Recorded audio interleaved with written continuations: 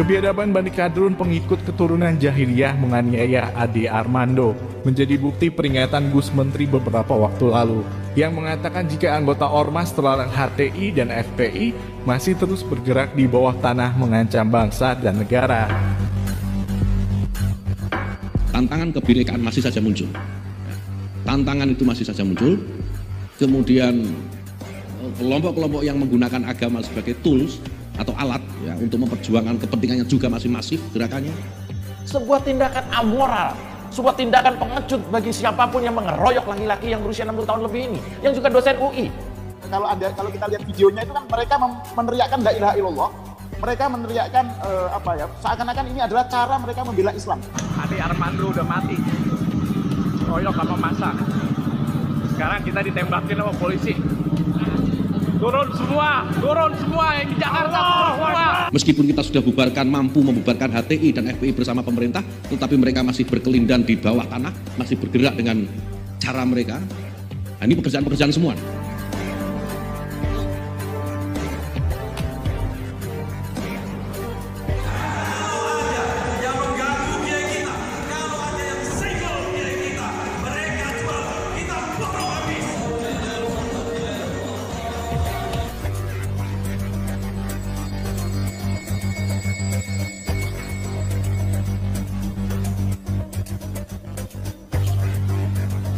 Kebiadaban Bani Kadrun pengikut keturunan kaum jahiliyah yang menyusup menjadi perusuh dalam aksi demo mahasiswa kemarin hingga berhasil menganiaya Ade Armando dengan begitu biadabnya merupakan bukti nyata dari apa yang dikatakan oleh Gus Menteri Agama Sang Panglima Banser NU beberapa waktu lalu dalam acara pembukaan konferensi besar GP Ansor. Dalam sebutannya, Gus Menteri memperingatkan kader Ansor seluruh Indonesia akan bahayanya para pengikut keturunan kaum jahiliyah, anggota Ormas terlarang HTI dan FPI. Gus Menteri mengingatkan, meskipun kedua Ormas terlarang tersebut sudah dibubarkan oleh pemerintah, namun pergerakan bawah tanah para anggotanya harus selalu diwaspadai oleh GP Ansor dan Banser NU yang telah mendeklarasikan diri sebagai garda terdepan membentengi negara. Kelompok-kelompok yang menggunakan agama sebagai tools atau alat ya untuk memperjuangkan kepentingannya juga masih masif gerakannya. Meskipun kita sudah mampu membubarkan HTI dan FPI bersama pemerintah, tetapi mereka masih berkelindan di bawah tanah, masih bergerak dengan cara mereka. Nah, ini pekerjaan-pekerjaan semua nih. Ini juga tolong dipikirkan. Kekejaman dan kekerasan yang dilakukan Bang Ade itu bukan soal isu presiden ya, tapi soal Bang Ade dicap, distigma sebagai penista agama. Dan karena dicap sebagai penista agama, maka sah bagi mereka untuk melakukan persekusi, penghalalan kekerasan, dan penggunaan cara-cara barbar. Ini urusan haknya Allah. Penista agama siapapun, mau mualaf, mau murtad, nggak ada tebusannya kecuali hukuman mati. Takbir. Turun semua yang di Jakarta, semua. Tentu kita tidak bisa membiarkan aparatur negara untuk menghadapi mereka sendiri. Ex-HTI, ex-FPI, dan yang sejenis gitu ya. Nah, kita tidak bisa serahkan kepada aparatur negara untuk menghadapinya sendiri. Kita sebagai warga masyarakat, sebagai warga bangsa ya, sebagai masyarakat civil society, kita memiliki kewajiban yang sama. Apalagi Ansor dan Banser yang mendeklarasikan dirinya sebagai garda terdepan atas pertahanan NKRI.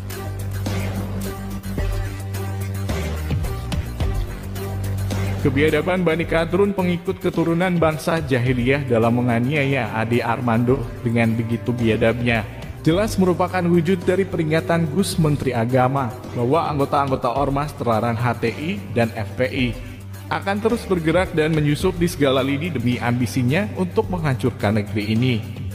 Seperti dalam aksi demo mahasiswa kemarin, aksi yang sebenarnya berjalan cukup kondisif dan tertib. Kericuhan-kericuhan yang terjadi sebenarnya adalah akibat dari provokasi-provokasi Bani Kadrun pengikut keturunan kaum jahiliyah yang memang sengaja menyusup untuk membuat kerusuhan dalam aksi tersebut. Penganiayaan terhadap Ade Armando jelas bukan dilakukan oleh mahasiswa yang sedang melakukan aksi demo. Penganiayaan itu dilakukan oleh kadrun-kadrun laknat yang menyusup yang sudah pasti dibayar oleh Bohir dengan tujuan membuat kerusuhan di tengah aksi mahasiswa.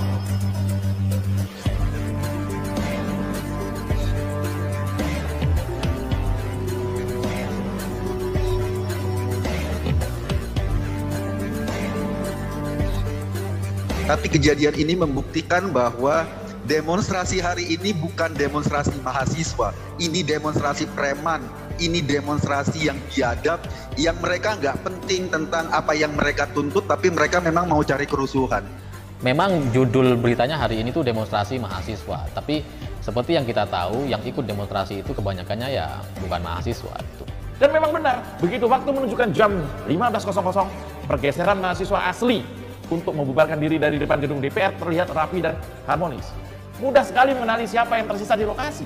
Yaitu tadi, perusuh yang melempar batu ke arah petugas, membakar ban, melempari gedung DPR. Intinya satu, rusuh.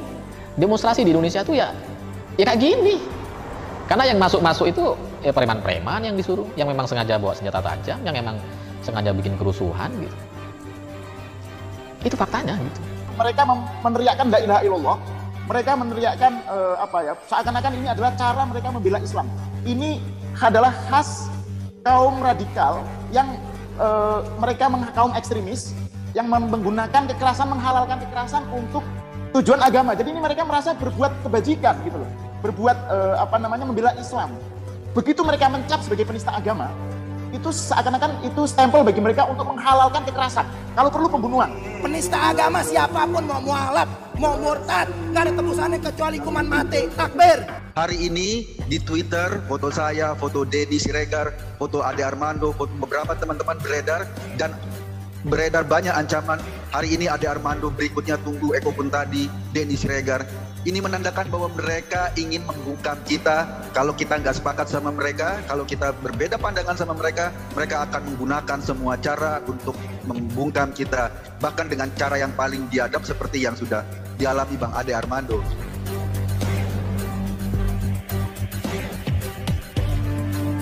Kebiadaban yang dilakukan oleh Bani Kadrun Laknat yang setelah ditelusuri para cyber pecinta NKRI, ternyata para pelakunya adalah relawan capres keturunan jahiliyah yang selama ini begitu ngotot ingin menguasai negara. Belum berkuasa saja, para pengikutnya sudah begitu biadab menganiaya orang yang tidak sepaham dengan mereka. Maka bisa dibayangkan jika negeri ini kelak dikuasai oleh keturunan jahiliyah. Bisa dipastikan mereka akan semakin biadab dengan mengedepankan sifat dan kelakuan jahiliyah mereka, sebagaimana yang diajarkan junjungan mereka yang merupakan keturunan dari bangsa paling jahiliyah di dunia. Apakah hal-hal seperti ini, demonstrasi-demonstrasi seperti ini yang sudah terjadi berkali-kali selalu memakan korban, apakah itu masih mau disebut sebagai bagian dari demokrasi di Indonesia? Itu pertanyaannya. Kalau kita bersama-sama, sahabat sekalian, maka tidak ada tantangan sebesar apapun yang tidak bisa kita hadapi. Kita sudah buktikan itu, kita sudah buktikan itu. Kita tidak akan pernah berhenti untuk menyuarakan apa yang kita pikirkan.